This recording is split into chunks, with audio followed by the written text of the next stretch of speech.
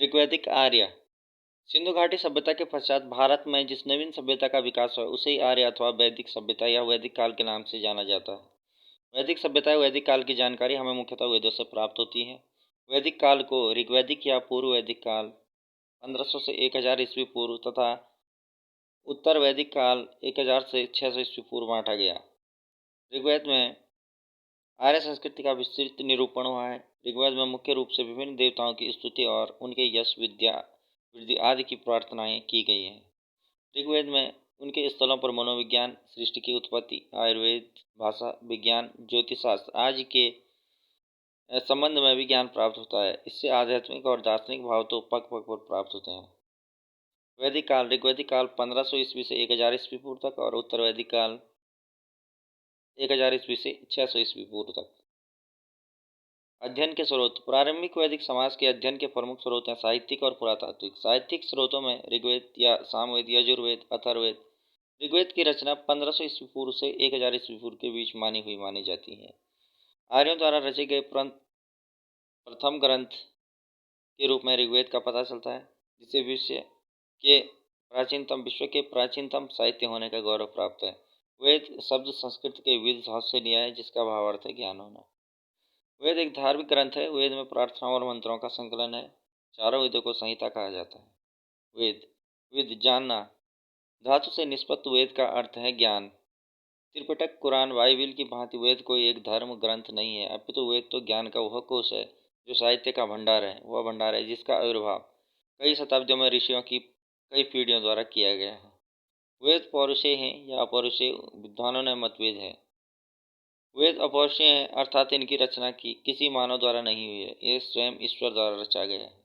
वेदों के मंत्रों के जिन कतिपय ऋषियों का उल्लेख है, नामोल्लेख है, वे इसके रचयिता नहीं बल्कि दृष्टा हैं।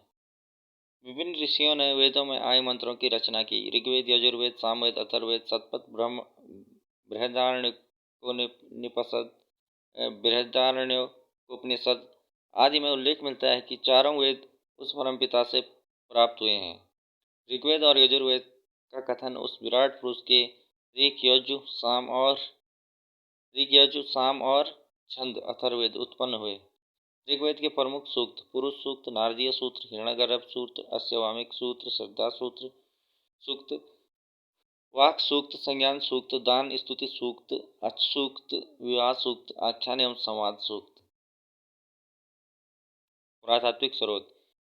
भगवानपुरा के 13 कमरों के एक मकान का अवशेष मिला है। भगवानपुरा से पंजाब के कुछ स्थलों नागर, कटपालन, दशहरी से भी वैदिक सभ्यता के वैदिक काल के अवशेष मिले हैं। वाजगोपाई अभिलेख, मितनी अभिलेख। यह अभिलेख सीरिया से प्राप्त हुआ है। इस अभिलेख में भी हित्ती राजा सुबिलिमा और मितन्नी राजा मतिउज्जा के बीच एक संधि में 4 वैदिक देवताओं को साक्षी माना गया है। इंद्र, वरुण, मित्र, वरुण, नाथ, अश्विन। इन वैदिक देवताओं का क्रम इसी प्रकार से वाजगोई अभिलेख में भी है।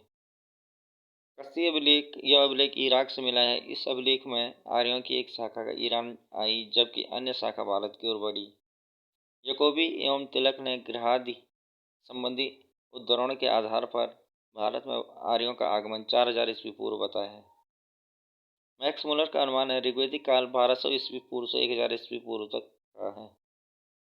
चारों वेदों ऋग्वेद सबसे अधिक महत्वपूर्ण एवं आदरणीय माना जाता है। महर्षि पतंजलि ने महाभाष्य में ऋग्वेद की 21 शाखाओं का उल्लेख किया, जिसमें से केवल 5 शाखाओं का उल्लेख प्राप्त होता है: सकाल, वाष्कल, अश्वलायन, शंखायन, मंडूकायन।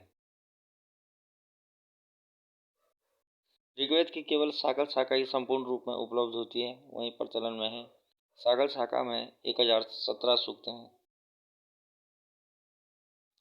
आर्यों का मूल निवास स्थान। आर्य किस देश के मूल प्रवासी थे, यह भारतीय इतिहास का एक विवादित प्रश्न है। इस संबंध में विभिन्न विद्वानों द्वारा दिए गए मत संक्षेप में है, निम्नलिखित हैं। सर्वप्रथम जेटी रोड ने 1820 ईस्वी में ईरानी ग्रंथ जैन व्यवस्था के आधार पर आर्यों को बैक्ट्रिया का मूल निवासी माना। 1859 में प्रसिद्ध जर्मन विद्वान मैक्स मुलर ने मध्य एशिया को आर्यों का आदि देश माना घोषित किया। प्रोफेसर सेलेस तथा एडवर्ड मेयर ने भी एशिया की ही आदि देश स्वीकार किया। गॉर्डन वर्ग एवं कीथ का भी यही मत है। डॉक्टर अविनाश चंद्र ने सप्त सिंधु प्रदेश को आर्य का मूल निवास स्थान माना। गंगानाथ झा के अनुसार आर्यों का आदि देश भारतवर्ष या का ब्रह्मऋषि देश था। SD ने कश्मीर, DS त्रिवेंद्र त्रिदेव ने मुल्तान के देविका प्रदेश तथा डॉक्टर राजबली पांडे ने मध्य प्रदेश को आर्यों का आदि देश माना। दयानंद सरस्वती ने तिब्बत को आर्यों का मूल निवास माना। बाल गंगाधर तिलक ने अनुसार आर्यों का आदि देश उत्तरी ध्रुव था। यूरोपीय जाति विशेषताओं के आधार पर पेनका, हर्ट आदि विद्वानों ने जर्मनी के आर्यों का आदि देश स्वीकार किया। गाइड्स के आर्यों का आदि देश हंगरी अथवा डैन्यूब घाटी को माना। मैक Peake, Gordon Childe, Piggott, Nehring, वेडेस्टीन ने उत्तरी रूस को आर्यों का मूल निवास स्थान माना। ऋग्वैदिक काल की भाषा आर्य भारोपीय भाषा वर्ग की भाषाओं में से एक संस्कृत बोलते थे।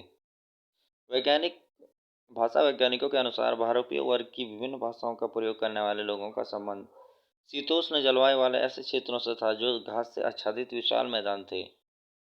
यह निष्कर्ष इस बात पर आधारित है कि भारोपीय वर्ग की अधिकांश भाषाओं में भेड़िया, भालू, घोड़े जैसे पशुओं और करंज, बीज तथा भोज वृक्षों के लिए समान शब्दावली है।